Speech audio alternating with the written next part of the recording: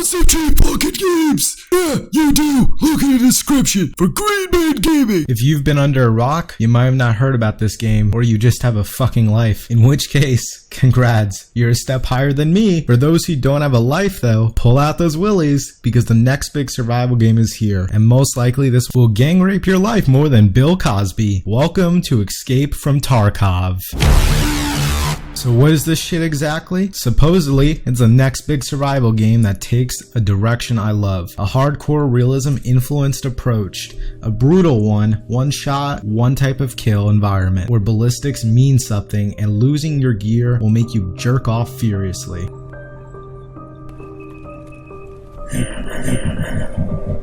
Now, there's plenty of videos on this game talking about nearly everything you want to know, because every YouTuber in this goddamn world is a view whore, especially me. So I decided if I was gonna clickbait the fuck out of everyone, it was gonna be my thoughts about this piece of shit. Not a scripted, easy to make, read from their website, piece of shit video like everyone else on this stupid goddamn fucking website has. That people actually waste their fucking time watching pointless fucking videos just like these. Now, I've been following this game and many others a part of the genre, and currently I have concerns that people are confusing this game for something they want instead of what it is. Within good reason too, because there are tons of view whores within the YouTube community that pass on false information with no regard to others. So let's clear the air right now. This is not the next DayZ, Rust, or whatever game makes you get a hard on. While this will be an open world game right now, nobody besides YouTubers have suggested it's gonna have massive maps with huge amounts of players. What the live streams have shown, this game is going to be fairly small maps for you to battle AI with your friends, loot, and store gear. I want everyone to be aware that this game is not being made to survive, build campsites, and more. At its current state, the only promise we have is a hardcore tactical experience that has the potential to turn into the next DayZ should all the developers decide they want that direction. Based on that, with what we know, I think this game has an extreme amount of potential that have introduced massive customization and features such as weapon degrading and more realism features. There will be group raids that you can do with your friends. These are all great things, but my biggest concern with the game is every survival game that attempts to shine towards realism walks a very thin line of no return. DayZ Standalone is a great example of this. They were obsessed with the realism that not only is the game dying from slow production, but it's not even fun because your only objective in the running simulator, that I call it, is to find a gun and kill someone. So I'll be very interested to see what line they draw between what is fun and what is realism. Now, one thing I haven't heard anybody talk about is how this game could affect upcoming games, where we're seeing this right now. Battlefield is making a World War I shooter, and the result is a massive switch from loads of developers into producing World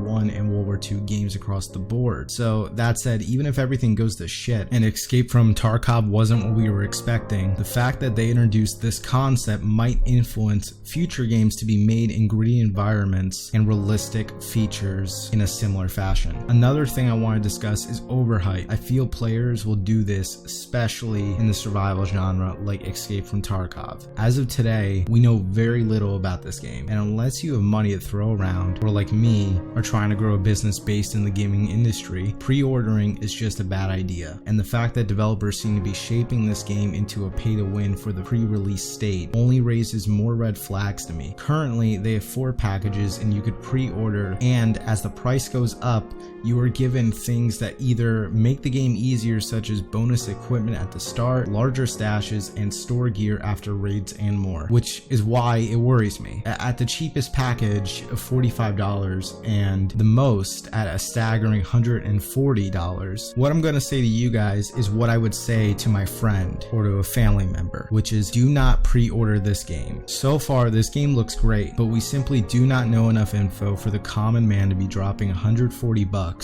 so their survival experience can be easier than another player who spends $45. That's really all I have to say about this game, and I'll be keeping my eyes on it and updating should anything come to light. I know this was a slightly more serious video than I usually do, but I felt I needed to get this info out because I don't want to see all you waste your money before we have a clear idea of what we're buying. Well, I'm gonna go jerk off. Let me know your thoughts on the game. Bye!